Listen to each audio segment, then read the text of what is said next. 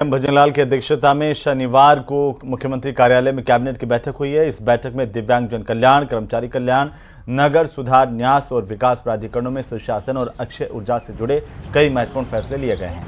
मंत्रिमंडल की बैठक के बाद उप मुख्यमंत्री डॉक्टर प्रेमचंद बैरवा और संसदीय कार्य मंत्री जोगाराम पटेल ने जानकारी दी कि प्रदेश में संचालित कोचिंग सेंटर्स पर प्रभावी नियंत्रण करने और इनमें पढ़ रहे विद्यार्थियों को मानसिक संबल और सुरक्षा प्रदान करने के उद्देश्य से Rajasthan coaching centres control and regulation bill 2025 के प्रस्ताव पर आज कैबिनेट ने अपनी स्वीकृति दी है। यह विधेयक केंद्र सरकार द्वारा जारी दिशा निर्देशों, राज्य की परिस्थिति को ध्यान में रखते हुए और विभिन्न स्टेक होल्डर्स के साथ विचार विमर्श के मुताबिक तैयार किया गया है। उन्होंने बताया कि कोचिंग सेंटर्स की व्यवस्था को और ज्यादा पारदर्शी बनाए जाने के लिए राज्य स्तरीय पोर्टल और विद्यार्थियों की काउंसलिंग के लिए हेल्पलाइन भी स्थापित की जाएगी। Rajasthan coaching institutes control and regulation authority के बिल को इसी सत्र में सदन में रखा जाएगा। उप मुख्यमंत्री डॉक्टर प्रेमचंद बैरवा ने बताया कि प्रस्तावित कानून के अस्तित्व में आने के बाद प्रत्येक कोचिंग संस्थान को रजिस्ट्रेशन करवाना अनिवार्य होगा।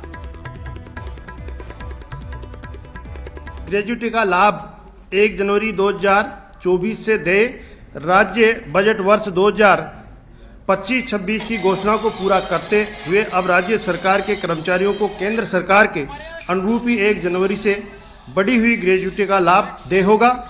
इस प्रस्ताव को आज मंत्रिमंडल द्वारा अनुमोदित किया गया। इस संबंध में राजस्थान सिविल सेवा पेंशन नियम 1996 में संशोधन की गति 11 सितंबर को जारी अधिसूचना दिनांक 1 जनवरी 2024 से प्रभावी मानी जाएगी। उल्लेखनीय है कि राज्य सरकार ने पूर्व में ही केंद्र सरकार के अनुरूप रिटायरमेंट ग्रेजुएटी अथवा डेथ ग्रेजुएटी की अधिकतम सीमा 20 लाख से बढ़ाकर 25 लाख कर दी गई।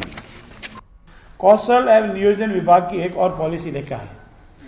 मित्रों, राजस्थान में प्रतिवर्ष 20 से 25 लाख हमारे बेरोजगार भाई जो रोजगार के योग्य होते हैं, जानकारी होती है, स्किल डेवलपमेंट होता है। इसीलिए कौशल नीति का लक्ष्य राज्य में समग्र कौशल इकोनॉमिस्ट बनाना है।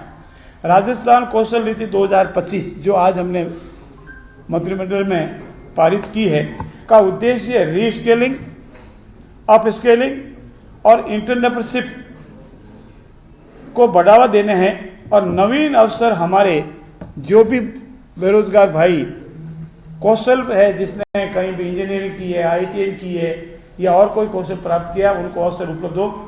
इसका जो मेन महत्व है वो इस परिप्रेक्ष्य में है कि युवा प्रभावी गुणात्मक कौशल विकास कार्यक्रमों के माध्यम से समाज में गति दे, विकास में भागीदार बने और साथ ही साथ कौशल प्रशिक्षण राजस्थान के युवाओं को, चाहे वो आर्थिक विकास से संबंधित हो, रोजगार सृजन से संबंधित हो, युवा सशक्तिकरण से संबंधित हो, समावेशी व सतत विकास से संबंधित हो, उद्यमिता को बढ़ावा देना हो, पारस्परिक कौशल का संवर्धन करना हो, सामाजिक समानता में सुधार करना हो और प्रवास में कमी करनी हो। हमारे पढ़े लिखे नौजवान बाहर नहीं जावे, हमारे प्रदेश या देश में ही उनको रोजगार मिले, ऐसा इसका मुख्य महत्व है।